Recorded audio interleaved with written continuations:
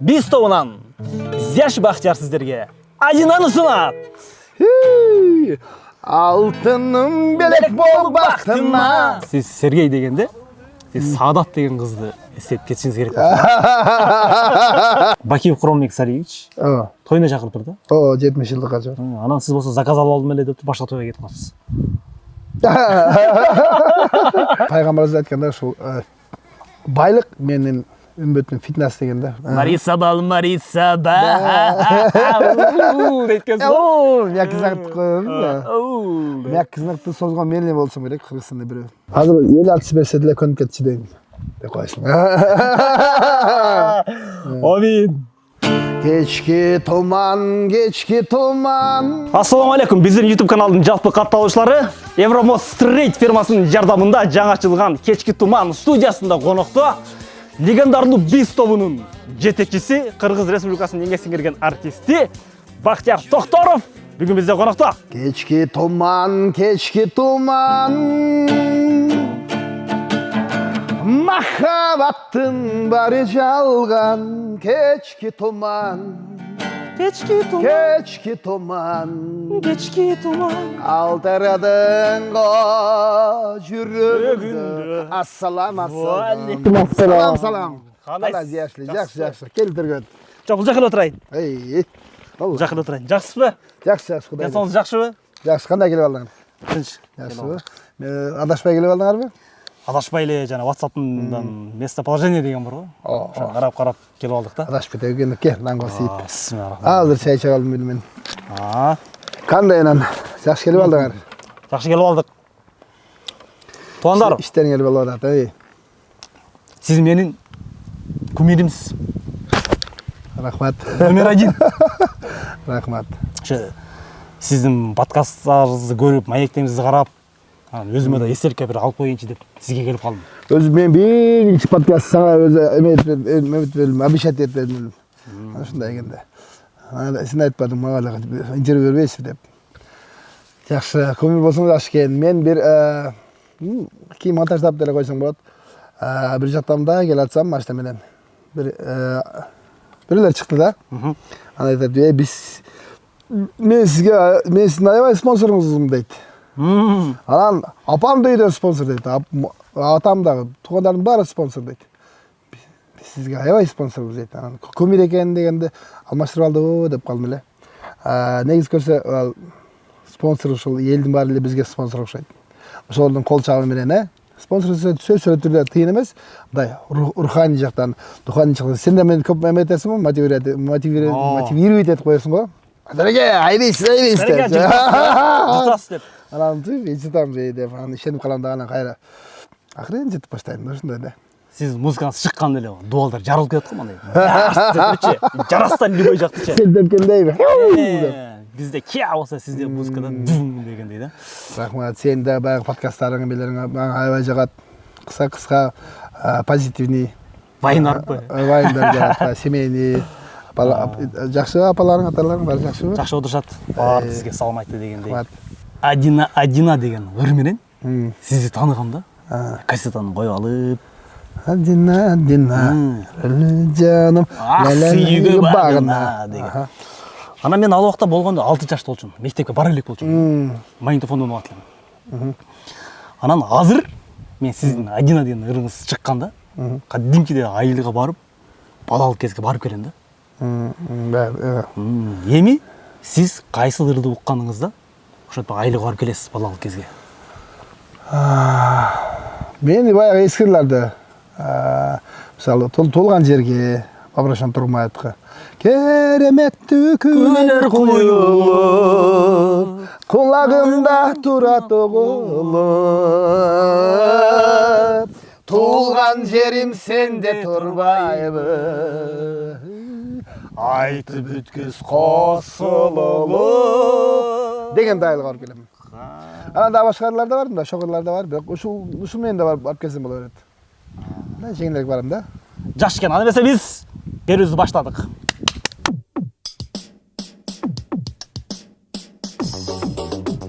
Сиз 92-жылдары Ош базарга чыгып газета саткан экенсиз. Өзүңүздүн газетаңыздычы. Анан Андан бери 32 жыл өтүп кетиптир. 33 жыл өтүп кетиптир да. Макал кандайсыз? Макалга кеңеш берген бармак барбайт. Ыры салды ынтымак. Макалдардын көбүн мен чыгаргандай эле сезилет да. Мисалы үчүн. Акылы тунук карыя агып жаткан Дарья. Эми караңыз. Азыр сиздин акылыңыз тунарып калды да? Акыл тунарып калды. Силер айтсаңар болот. Мен айта албайм. Меники тунарып калды. Азыркы акылы тунарып калган Бактияр Токторов ошол 22 жаштагы Бош базарда кассета сатып аткан Бактияр Токторовго жолугуп калганга мүмкүнчүлүк болсо, кандай акыл насаат же кеңеш берет элеңиз? Эми мага атам Бактияр сен көңүлчөгүсүң дейт эле да. Ошол көңүлчөктүңдүн айынан көп кыйналасың, көп зыян тартасың деп. Ошол көңүлчөк болбо десем деле, бирок азыр деле көңүлчөкмүн. Бирөөнүн көңүлүн оорутсам эле мындай кыйналып кала берем. Ошо көңүлчөк болбо деп айтат элем да. Анча-мынча кичине бой көзөр койду, бирок баары бир эле айтканды кылбайт болуш керек. Кайра ушундай жашайт болуш керек. Мен баягы Суворовскийде военде окугам да. Анан аякта да окуп, мындай приказ менен эме кылат экен аякта. Анан 1 жарым жыл окуп, анан өзүмдүн командир взвод Богдан деген бар өтүп кетти. Богдановго кирип айттым, мен дедим, мындай военныйге эмем жүрөгүм тартпайт экен, мен баягы приказ берип, муну сидеть, мында лежа принять, приказды ошондой эметпейт экен, мен ак көңүл. Мен военныйга мен деле ошондойм дейт да. Сиз дедим, бул Кыргызстанда мен кадр офицер болуп, согуш болуп, башка болуп, ондай чыдабайт экен деп дегем да. Ошосуңары азыркы эмем жакшы болду, карасы. Кесибим ырчы, элдин көңүлүнө карап, баягы ошол чыгармачылык мага жан дүйнөмө туш келет экен да. Сага айтып отуруп өзүм түшүнүп калдым. Ушундай да. Мен эмеди айтат деп ойлодум беле. Өтө акылдуу сөздөрдөнбү? Жок. Сиз ошол убакта 1000 эле үчтүк кассет сатып, андан ары улантпай койсуз да. Ооба. Бирок сизден кийин Бистонун кассетасынын саны миллион сатылган экен да. Ойлогом да, Бактияр ушу кассетадан миллионду чыгарып туруп сатып жана аксакал болуп, ушуну айтпак. Ушуну айтып койбоптун да. Ошону айтат экен да, атпайм мен сизди. Ошону айтат элем деп коем. Бирок сен айт десең ошону айтпакмын. Бул кассетаны сатсаң миллион чыгайсың. Анан бияктан үй алып коюп, Бишкекте үйлөр арзан алып койсоң, анан кийин жакшы болот деп. Кичине бутка туруп алып, прачка деп. Бактияр миллион кассета чыгарды, запистен миллион бастырды. Бияктан ушундай билерди, точкаларды ачып, периштем алтыны сатыппы, бир брачка сатып, анан Бакайтадан ошо 18 миңге үй алганбыз да. Бир кассетадан эле. Бирок сатып эле кичине өткөндөн кийин сатпай коет экенбиз да. Бул нерсе жакшы деп коем да, мындай суусунун канганды билген, кусак тойгонду билген, дагы эле жей берем, болчу аппетит болчу. Аны алып шүгүр келтирген деп, кичине аксагалдарга ошо кетип атам, ушундай да. Ошон үчүн айттым, акылыңыз тунарып калган кездечи. Бирок түшүндүрүп бере албайм, мындай чапчып кетем. Жок, түшүнүктүү эле. Бул акырында өзүң мындай закадрам айтып койсуң да, бул Бактияр эке ушундай жакшы нерселерди айтты, менин түшүнүгүм боюнча. Силер кандай түшүнөсүңөр билбейм деп коесуң да. Сергей деген орустун атын уккандачы, бригададагы Саша Белый барбы? Ооба. Сергей Безруков, ошол актер эстейм да. Сиз Сергей дегенде кимди эстейсиз? Сергей дегенде мен мисалы үчүн Сергей Безруков делесиз. Саша Белый, бригада. Ооба, мен деле ошондой элестетип коем. Ошону элестетесиз? Башка Сергей жок да. Бар экен. Александр деген бар, Сергеевич Пушкин. Жок. Анын чоң атасы Сергей болот. Атасы Сергей болгонбу, Сергей. Дагы Сергей. Эстетейм анда сизге. Ооба. Сиз Сергей дегенде, сиз Саадат деген кызды эстетип кетишиңиз керек. Ооба, Сергейди. Саадат. Ал бизден чоң акелерибиз ошо баягы келчи жаным, сени сагындым дегендерде дос бар эле ошо тамаша көй. Ошо келчи Сергей, сени сагындым ырдаш эле. келчи сырга деп анан биз дагы ошол баягы сен айткан кызды мындай эркелетип жок уялып ошону атын айта албай жакшы көрсөң ушундай десең Сергей деп койчу элек мындай келчи жок тергеп койсун ооба эстеге салдың мен аны вообще мен орустардын арасынан издеп атпаймынбы Александр Сергеевич Пусылмов деген туура ушундай болгон жаштыгыңызга деп кичине направление берсең ошол жактан издебекмин да таппай калбадымбы кийинки суроо эмне ошол чыгармаңызда Сергей деген ыр жок ал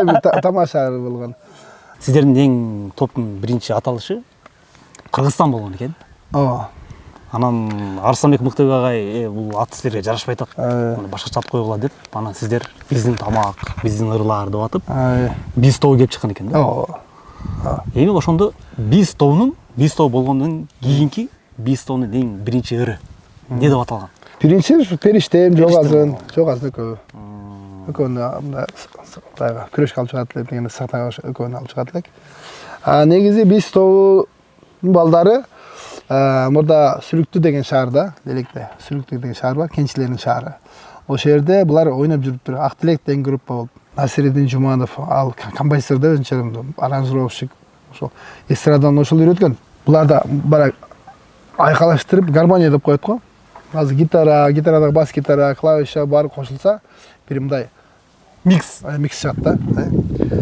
ажа микс дегенде ошону Насириддин Жумановдун аябай эмеси эмгеги көп биринчи альбомдогу баягы периштемди Айперини нарбияны проекттарын аранжировкаларын ошол бала өзү ойлоп таап ошол мурдагы эмелерин берип ошол жан дүйнөсү бар ошол жерде Насириддин Жумановдунчу эми суроодон тышкары эле бир суроо да кассалардын баардыгы эле дароо эле ыр менен башталчу да анан биз тобунун кассасын укканда ассалому алейкум урматтуу биз тобунун көрөрмандары сиздер менен биз тобу саламдашууда деген саламдашуу эмесин ким ойлоп тапкан ласковый май да бар эле фристайл да ошолор ошентип альбом чыгарчу эле анан ошолордон алганбыз да аны сүйлөгөнү Алим Токторов менин акем ошол аба биз аба дейт Алим абабыз ошол мен кичине ораторскийди үйрөнөйүн деп ал бизге кошулуп ораторскийди жанагы тест кылганча ошентип сүйлөгөн экен да ассалому алейкум урматтуу биз тобунун көрөрмандары биздин концертти алып барчу эле азыркы деп ошол кишинин эми кыргызча айтканда ошол кишинин идеясы а так биздин ырлар деле ошолорго окшош да модерн токингге нарберге ошолордон алганбыз да ошол сиздер ошол убакта эле ошо орустардын ырларын угуп анализ кылган экенсиздер да ооба биз ошол убакта эле катуу жүргөнбүз да биздин айла ушу үч эле касса бар эле бирөөсү биз тобу Орозбек Сапаров Бек байкелердин кассалары болчу айнам жүрүп өтүп болчу да мен бала кезде өзүм монтип элестетчүмүн да айла бир той болсо дейт элем чоң той ошол тойдо Ямаха чертип биз тобунун ырын ырдасам дейт элем айла сулуу кыздар мага карап суктанып кол чаап анан жанында Бактияр Токторов турса дейт элем да өзүмдү биз тобунун катарына кошуп элестетчүмүн да кыялданычы анан ошол бала кездеги кыялым ал кыял бойдон калып калды бирок азыр менде бир мүмкүнчүлүк бар да сиз менен ошо бала кездеги жанында Бактияр Токторов болсо ошо менен чогуу ырдасам деген кыялымды азыр мен аткарайын давай кыргыздар жылдыздарга жакын турат сырдашып жылдыздардын сырын угат таңдагы тазалыктан сүйүү издеп биз тобунан Зяш Бактияр сиздерге Адинаны сунат алтыным белек бол бактыма кабылдың бойго жеткен чагында көп жүрдүм көзгө сүртүп өзүңдү зарыга көрсөм дак жүзүңдү дайыма узатып келем кайра сагына жүрөгүм кайра тартат өзүңдү сагына пам пам пам пам пам уруруп там там там там Адина жүрөлү жаным ак сүйүүгө багына Адина жүрөлү жаным ак сүйүүгө багына там сүйлөбөгөн жүрөктү сүрдөптүң сүрдөбөгөн жигитти өчүрбөйм сага болгон сезимди. Менеми Бұлбұлсың сүйгеш бағында, мұқансың жағымдысың жанымда. Жүрегім қайра тарта төзіңді, сағына.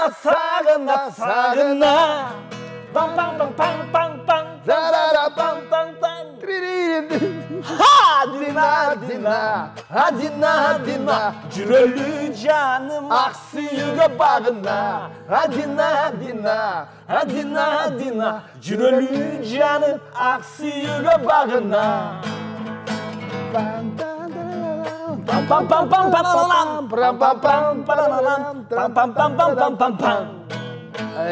Красавчик. Да, дуэт эшеде болу элек.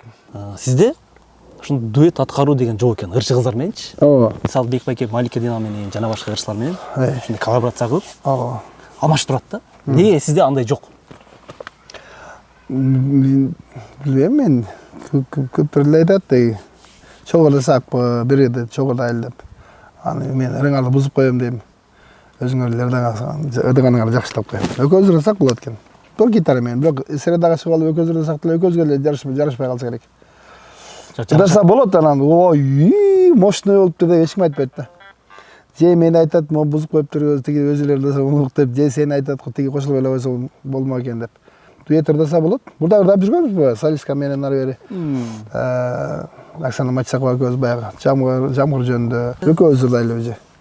Мен сиз менен живой ырдашым керек бирокчу. Мен сиз менен живой көп эле ырдадым да. Тойлорго барганда мен тамадан микрофон алып туруп элечи. Сен кошулуп алам да, ушундай видеолорум бар. Асмайга чыгарып коем да. Мен бирок жеке оюм боюнча сиз Сайкал менен бир дуэт аткарышыңыз керек да. Себеби Сайкал Садубакказова эмен жакшы ырдайт экен. Буйду жакшы ырдайт экен. Бир программа барып турду дагы. Ошолорду ырдаптыр да. Кечки Бишкекке мен жалгыз болгондо коллаборацияны көбүлөр ырдасам керек эле, дуэттен деле. Анан группа менен чогуу жүргөнгө байланыштуу эч ким менен мындай концерттерде чогуу койбойбуз да, өзү эле концерт коебуз. Ошо эмесинен болсо керек, себебинен. Буюрса коллаборация кылсак болот азыр. Пока жалгыз эле. Ошол азыркы ырчылар, сиздин ырларыңызды жаңы ырдап аткан аткаруучулар мындай мага сиздин вариантыңызга, сиздин версияңызга мындай жетпегендей да. Жетпегендей туюлат да магачы. Мына өзүлөрүнчө анан сиздин ушуга мындай ичиңиз бышабы, ай, кичине мынтип койсо деген сыяктуу. Жок, ырдаса болду. Баягы ырдаганда жараган баланын может баягы кыялы орундалат. Анан элдин реакциясын көрөт, өзүнүн возможностун көрөт, мүмкүнчүлүгүн алат. Ошого тим коюш керек, ырдай берсин. Анан ушундай дүйнөлүк конкурс болуп атат. Бактияр Токторовдун бир ырыны аткарыш керек. Ошол жакшы аткарыш. Андай эметсең болот. Анда жакшыраак ырдасаң, могул жерде мындай кылып ырда. Сен Кыргызстанды же болбосо бизди оны представлять этип атасың деп анда мындай ырдагандарга боло берет. Мен мисалы башка бир знаменитый Рыспай Абдыкадыровдун ырыны же жанагындай бир ырларды мындай ырдасам, бузуп алышы мүмкүн да. Ау деп отурупчу. Темелеп койсо болмок экен дейт да. Сен айткандай болот да. Могу жетпей калыптыр депчи. Ошого бирөөнүн ырлаганда корком да. Сактанам кайда. Бирок сиздин кооптонам. Бирок сиздин өзгөчөңүз ошол жерде да. Сачын ырчылар мүтүлүп коет да. Өссө бергин чоңоюп тийсин элдин баттасы деле коет да. Сиздики болсо мындай да. Өссө бергин чоңоюп тийсин элдин баттасы деп. Мен акырын ырдасам, мындай сүйлөсөм деле эч ким түшүнбөй калат да, ошого мындай деп мындай чыгарып, силкип чыгарып коем да. Бүйүңдү бий керек чыгарып, Может 90 жаштагы апалар бар, 80 жаштагы апалар бар. Угулба. Яй деп коюш. Я деп. Эмне деп атат алечи. Негизи эле өткөндө айтып эле ушул мындай кыйкырып дагы жакшы көрөм. Деп ушундай мен чыгат. İşte буктар. Буктар чыгат, рахатта, кубаныч мен букту да бөлүш керек, кубаныч да бөлүш керек. Катуу сүйүнсөң деле кыйкырбасаң өлүп каласың. Өлүп калбасаң эле ооруп калышы мүмкүн да. Деп мындай ушундай чыгат го энди. Ошого ушундай да. Ошончун айттым да сизге деге. Ябаган коём дечи. Ябаган десем, ошого да атканда деп кыйкыра берем да, ошол. Катуу сүйүнгөндө чыгат да ушундай. буй деген катты кайгырганда болсо, ху деген катты сүнгөндө узук да, ошол. Ошону сүгүн чыгарып турбасак, боло калат. Тейсин элдин батасы да. Ооба. Ыр жаратыш үчүн бирөөнү сүйүп көрүш керек деген экенсиз да. Ооба. Эми сүйүү жөндөр жаратыш, Анан сиздин бүгүнкү күндө 300дөн ашык ырыңыз бар экен да. бар экен, бар. Анан 9га жакын сүйгөн кызыңыз болгон экен. Алардын катарына Сергейди кошкондо 10 болот экен. Сергейди кошкондо Сергей бала чакал болуп кетти, кичке. Эми караң, алардын биринчиси Адина болгон экен. Экинчиси Азиза болгон экен. Азиза, Азиза, Азиза деген. Анан Айпери болгон экен. Айпери, Айпери, белек кылып берейинчи, Айпери деген экен. Марисабал деген. Марисабал, дейткенсиз го. Мияк кызакты коебуз. Мияк кызакты созгон мен эле болсом керек, кыргызстанда бирөө. Мияк кызак созулбайт да. Марисабал. Айнура болгон экен. Айнура, Айнура. Сен менин сүйүмө, Сен менин үнүмө дарысың. Анан эң кызыгы алардын катарында эки жеңеңизди сүйгөн экенсиз. Эки жеңеңиздичи. Анан алардын аттарын аттабай эле, жөнүндө жеңелер жаштыкка ыргабай деп койгон экенсиз да.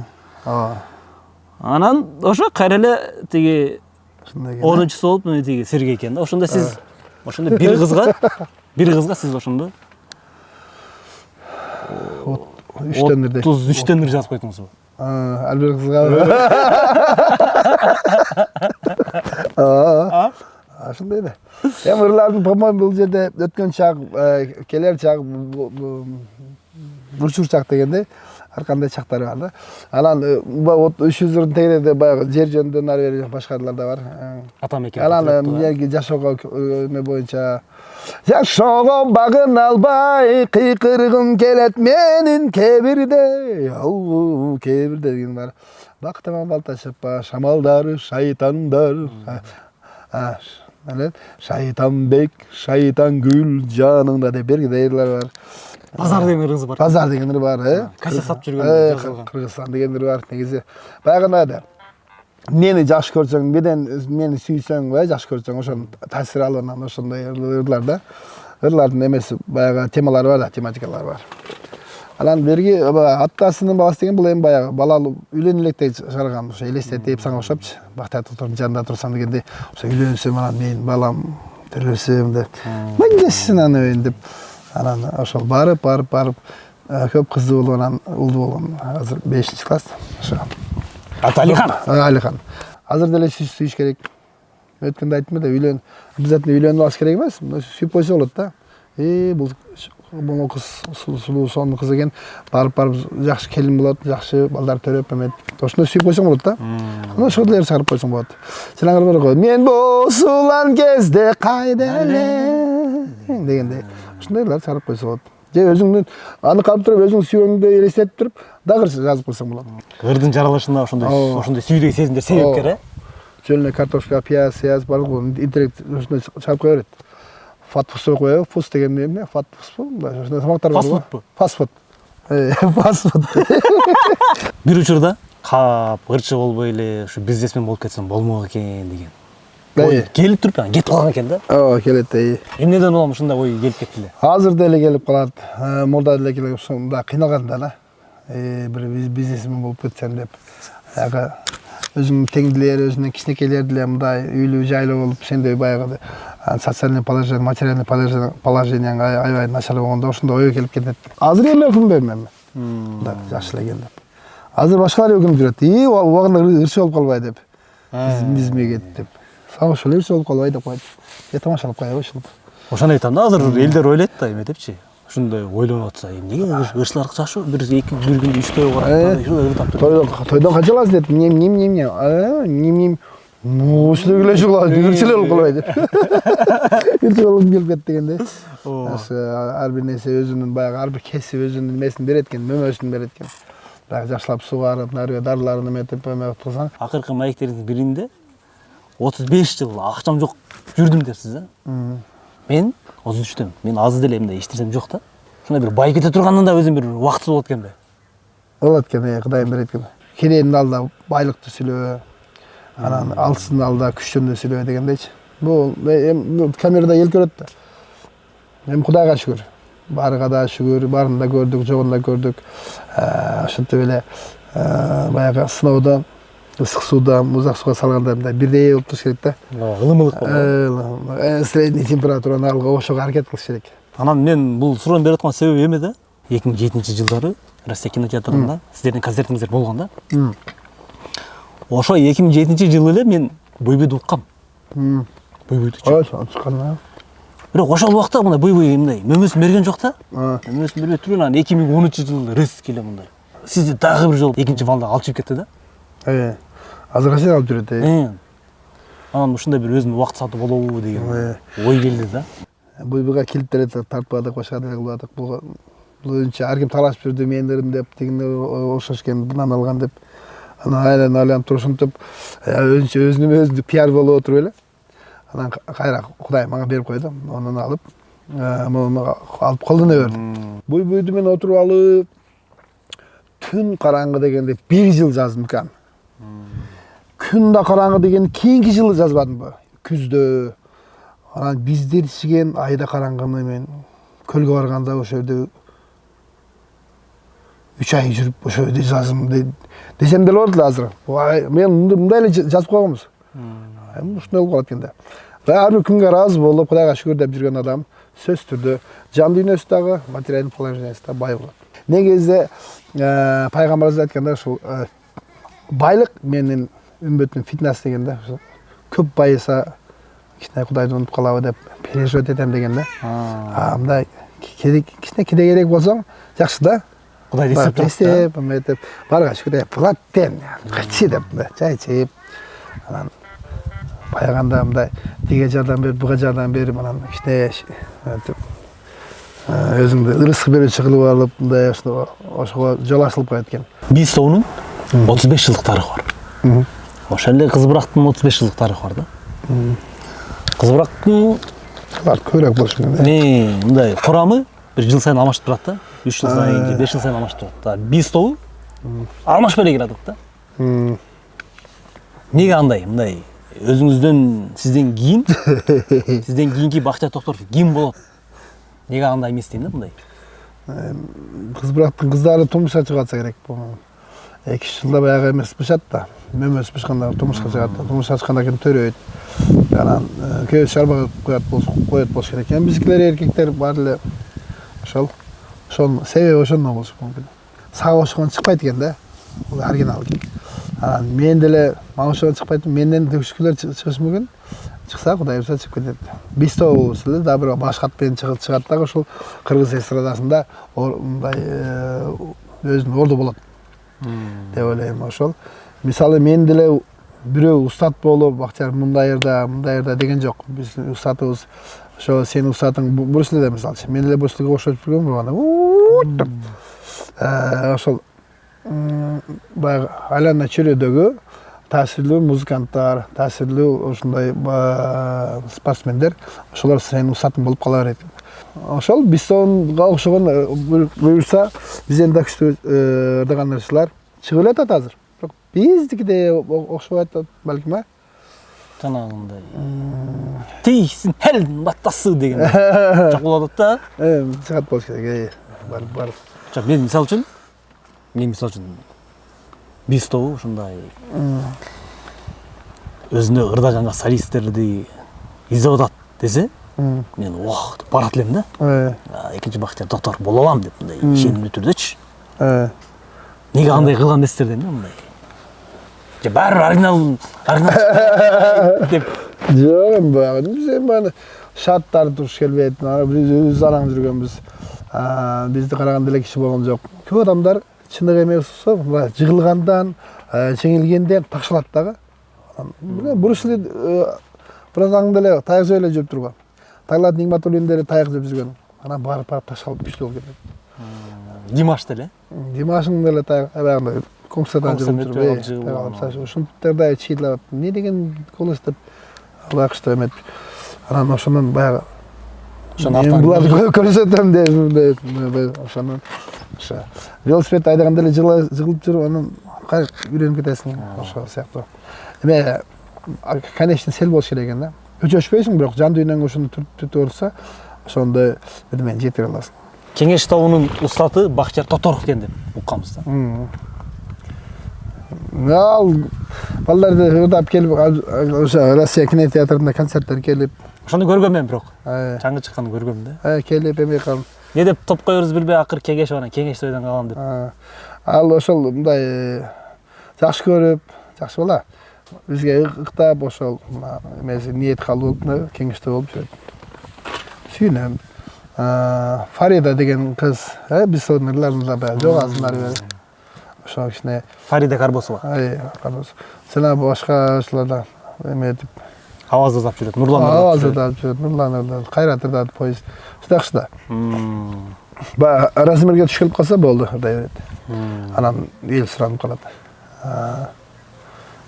Сөз түрдө бир жаңырды жазыштын деле кереги жок дейм. Любой эле ырды жеткире ырдасаң, жакшы экен. Жакшы да. Бирлерди 10 ырчы 10 түрлүү болуп аткарат да. Анан ошонун бирөө сага жагат, бирөө аныкы эмес беркин ырдаган мага жагат деп жандагы бул жагат. Ошого көрмөндөр, ар кимдин көрмөндөрү ар кандай да. Айткандай айттым бул элдин баарына жага албайсың. Ал шарт эмес. Ошол өзүң мелерин таап неме кылган жакшы. Чаленч. Мен кеңеш тобунун устат кеңездичи музыкасын эле билип калдым да. Окшоп турабы? Музыка дүңгүлүштүн бистон стилинен окудум да. Ошондой стилдер болсо, анда көрдүңөр бүгүн поклонниктер көп, көрмөндөр бар. Ошол. Эми кара. Бардык, Эми азыр TikTok'то мына сөз аябай хит болуп кеткен да. Сизде харизма көп үнүңүз ат экен деген. Ушул сөз аябай тренд да. Бирок ушул сөз сизге жарашат да. Харизма көпүлдөйт. Үнүңүз ат да. Ат деген. Анан менин оюмча сиз тамада болсоңуз, Кыргызстандагы биринчи тамада болсоңуз керек. Ушундай сизде ой болгонбу? Мен тамада болуп жүргөм. Кайсы убакта болдуңуз эле? Ол 2015-пи, 13-14. Баягы мен ошо финанса керек нарер болуп калып, ошо тамададагы өзүм алып барып, өзүм ырдап, аппарат өзү болот деп ошо тойлорго барып тамада болуп жүргөнбүз. Анан сизге жакканбы тамада болуп? Жакты, тамада жакты. Бирок тамада болуп келген жок эми, азыр 2-3 жерде эле кетип калган жакшы. Анан сөз байлыгында төнүп калат экен кечке эле. Баягы аттарды өзгөртөсүң анан. Анан кээ бирде мына камерага акылдуу сүйлөйүн дегендей анда деле жаттап бирдеме сөздөрдү. Буга чечен адам болсо жакшы экен. Анан ошол айтам го мындай ошол кылган ишиңден рахат алышың керек да. Анан тыйын эле алсам болду десең, анда рахатын көрүнүп калсаң кетип каласың. Ошо тыйын аз алсаң деле, $100 тамада болсоң деле, $1000 тамада болсоң деле, баягы сүйлөгөнүңө, ошо тойдун жүрүшүнө, ошол маарекенин жүрүшүнө удовольствие алсаң, рахат алсаң, анда жүрө бересиң. Любой эле жумуш ошондой экен. Анан тыйын аз берип койду, аны ары бересиң, башка эле жумуш кылайын деп кетип каласың да. Жерде байлап коеюнчу деп. Ошол. Азыр тамада чакты. Сен тамада болуп жүрөсүңбү? Мен тамада жакшы кыла албайт экенмин. Эмнеге? Мен жок, мен сөз көтөрө албайт экенмин да. Мисалы бирөө нормально сүйлөбөйсүң десем, эмне болду? Ошондой экенмин да, эмне болду депчи. Жакпаса чыгып кет дейт экенмин да. Сен болсоң деп дуру берек экен дейсиңби? Сөз көтөрө албайт экенмин да. Эми баягы бир эле кишичи ушундай бир чоң 100 кишилик, 500 кишилик немени бир киши эле бузуп коет да. Бир нерсени ошо жерден жип кетесиң да. Мен ошондой. Менде ушундай эмем бар. Ырчылардын жакшылык кечелеринде барганда мен сизди издейм да. Бирок таппайм. Кинолордун деле жабык көрсөтүсүндө барам, ал жактан дагы карайм, таппайм да. Ушундай жактарда мындай көрүнбөйсүз го деген да. Чакырат, кече да бир кечиресиң деген немеге. Пригласение берип бара албагалым да, мен ушул кечинде той топуруп калып. Кээ баргам. Кээ кол бошобойт азыр. Бүгүнкүндө. Бүгүнкүндө эмес, эми баягындай. Ошол числого бошоп калса барам. Барап эметип. Чакырышат. Барганда эле күмүрүн келтирип дейм да, билипчи. Каратам эле. Келсе жанар отура калайын дейм да. Чогулуп отура эле. Отурайын деп жан таппай калдым да. Мага окшош экен деп коем да. 2020-жылы Республика партиясы менен Жогорку кеңешке шайлоого аттанган экенсиз. Тизмеде 64-орунда келдиңиз да. 70-чи. 70-чи орунда экенсиз. Ал мен шайлоого эле барайын деген жолум ошондо баягы чыгармачыл адамдарды ырдаса болбойт. Мындай честный выбор кылайлы деп ушундай бир эме чыккан, закон чыккан. Анан бирок кандидаттар ырдаса болот экен да. Ошого мен 70-жыл коюп анан лейлектер ырдап жүргөм. Ошол максат эле ошол. Башкачасы иштейбиз эми. Болбосо канча саясатчылар бар. Ар кимдин өз эмеси. Анан акчасы көбөйтсө эле мындай депутат болуп, нары бери ошондойлор бар. Айтам го, мындай депутат болуш мода сыяктуу болгондой эле, бай болуш мода сыяктуу ушундай эметип кеткен да. Так патриоттук сезим, кыргыз элинин келечеги туура. Адам мындай өзүнө кичине курсак тойгондон кийин мындай элди ойлой баштагандар да бар. Мисалы Кыргызстанда депутат болсоң, айылдык кеңештин депутатысыңбы, шаардык ишилип депутат болгондо элге мүмкүнчүлүк түзүп бериш керек да. Мен да анча программаны айтып жүрдүм, мындай болот деп. Анан границаны чечип бирөө сурады да, мына Тажикстан менен эме лейлекте жүрөбүз да. Чек араны кандай чечсе болот деп. Ман тиги карап, ал бир-эки жолу койгон, Назарали Арипов деген. Ал деп лидер болуп жүрдү эмеде. Анан мен досум чек араны чечип кое беремсиз, айта бер дейт. Чек араны мындай чечебиз деди да. Кой, мен айта, биз өзүң айт деп коем да. Бул жак элестетти да. Депутат болдуңуз. Кайсы мыйзамды ишке ашырат элеңиз? Малый бизнес барбы? Ошону жана көрүштүрүп мындай элге. Балким бизде закондар бар, бирок элге жеткен жок. Азыр ким деле сен балалуу болсоң, сен балалуу, мен балалуу болсом, барып балам 8 бүтүшүң менен Россияга жөнөтөм, Финляндияга жана 10 класс бүтүшүң менен тааныштар бар, Англияга барып эмети. Ошондой эле да башка эчтеке жок. Же айтып койсоң, же мындай ошондой эле айтабыз. Бирок негизи мындай бутту жерге коюп турган основа жок да. Өзүң айта албайсың да. Балким мен ошондой закондарды чыгармакмын, чтоб бизде Кыргызстанда 8 бүткөндө, 9 класс бүткөндө мындай возможность бар, 11 бүткөндө мындай возможность бар. Мындай окусаң мындай болосуң, мындай окусаң мындай болот. Мындай бирдемелер чыгарсаң болот. Бизде потребность бар да азыр. Канча адам болсо ошончо потребность бар. Ошо өздөргө жакшы сапаттуу помидор, сапаттуу нан, сапаттуу мындай көчөлөр сапат болуш керек. Удобный болуш керек, светофорлор, отопление, иш толтура экен. Ошого эми алтындай эмес чыгармаксың да. Мен ушундай закондарды чыгармакмын. Карапайым элге, баазыр карапайым да. Ошолорго жеңил болсун. Пайгамбарыбыз айткандай, жөнөкөйлөтүлө деген, жөнөкөйлөтмөк көп нерсени. Ойлоп аткам да азыр эме деп айтат депчи. Биринчи Ырчыларды жөндөбү. Фонограмма аш жерде болбасын деген теманы. Тойлордо фонограмма жок да. Экс-президент Бакиев Куромбек Сариевич тойуна чакырып турду. 70 жылдыкка жок. Анан сиз болсо заказ алып алдым эле деп башка тойго кетип калыпсыз. Ушундай болду эле. Жок, эмеге 70 жылдык юбилейине чакырган. Алмаз братан биякта эле анан бывший Койташтан ошондой ситуацияда болуп калды да. Барбай кое бериң. Бизге сөз тет. Бизде өзүңүз жердешиңизбиз. Бизде айтым силерге эмет калсаң, мели барбай коюн анан чалып отказ берип калдым да.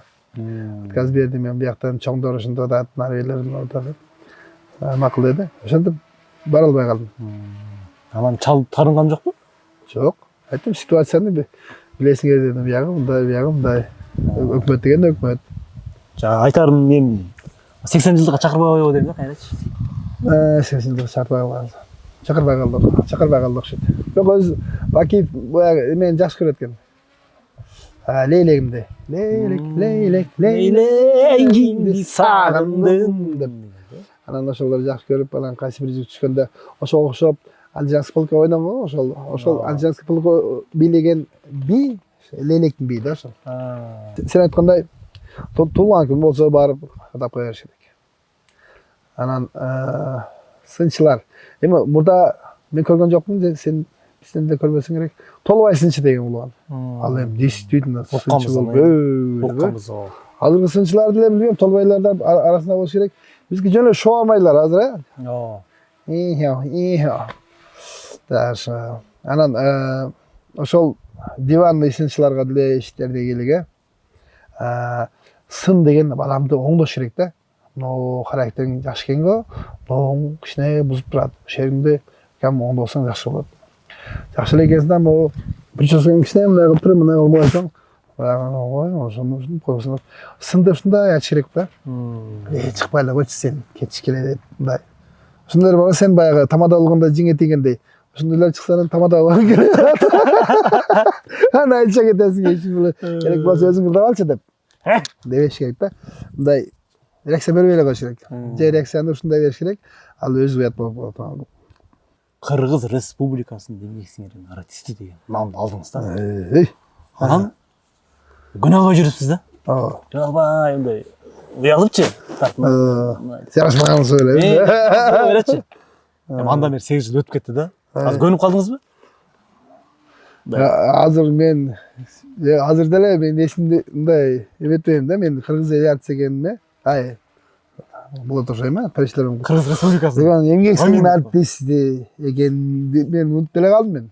Азыр кээде эметип коет. Мага балким мотивация берди, бирок азыр унутуп калдым да өзүм.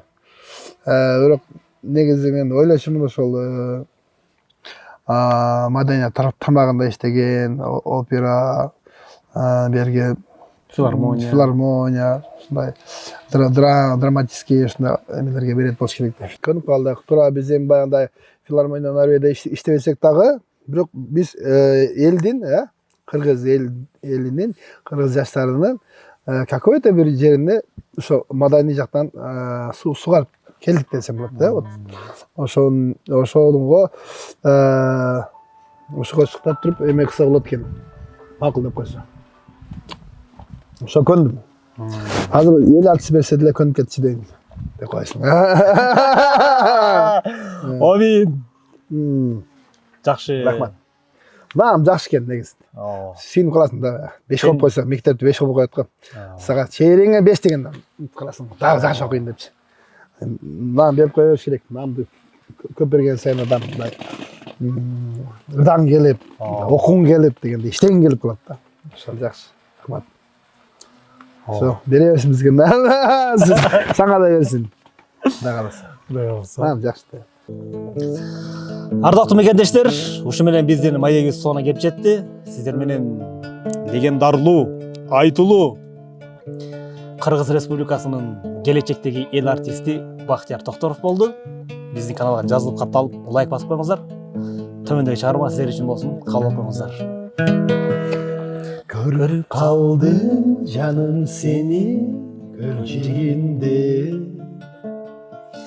Эстен танып сой жыгылды элесиңе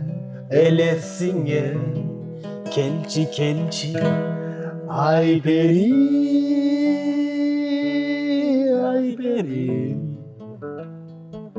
жүрөгүмдү белек кылып берейинчи